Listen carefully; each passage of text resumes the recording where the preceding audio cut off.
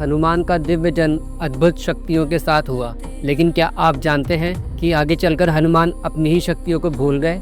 आइए इस दूसरे अध्याय में हम जानते हैं इस कथा के और चौंकाने वाले रहस्य। हनुमान जी का जन्म चैत्र मास के शुक्ल पक्ष की पूर्णिमा को हुआ था और वो कोई साधारण बालक नहीं थे, बल्कि शिव के अंश माने जाते हैं और कुछ कथाओं में उन्हें शिव के 11वें रुद्र के रूप में भी जाना जाता है।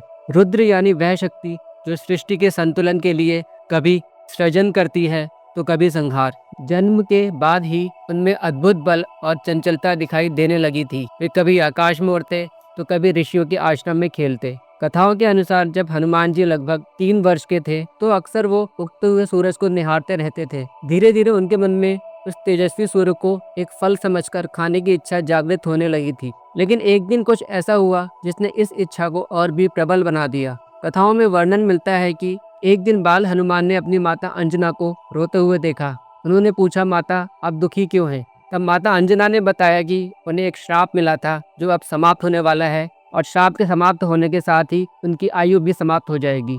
माता अंजना ने आगे बताया कि जैसे ही सूर्योदय होगा उनका जीवन समाप्त हो जाएगा। यह सुनकर बाल हनुमान व्याकुल हो उठे। वे अपनी माता को खोना नहीं चाहते थे। ये जानने के बाद हनुमान ने निश्चय किया कि सूर्य को उदित होने ही नहीं देंगे तो उनकी माता की मृत्यु भी नहीं होगी। इसी विचार के साथ वे स्वयं सूर्य को निगलने के लिए आकाश की ओर उड़ पड़े।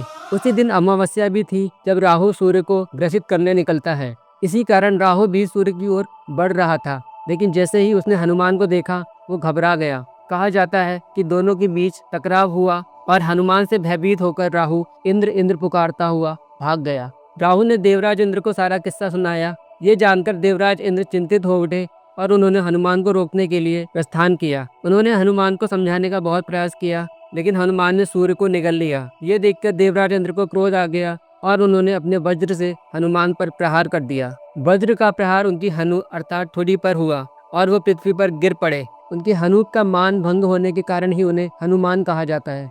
वायुदेव ने गिरते हनुमान को अपनी गोद में पकड़ा और उसे लेकर एक गुफा में चले गए। जब वायुदेव ने अपने पुत्र को इस अवस्था में देखा तो उन्हें क्रोध आ गया और उन्होंने पूरे संसार से वायु का प्रवाह रोक दिया। सृष्टि में हाहाकार मच गया। ये देखकर सभी देवता एकत्र हुए और उन्होंने वायुदेव को समझाने का प्रयास किया।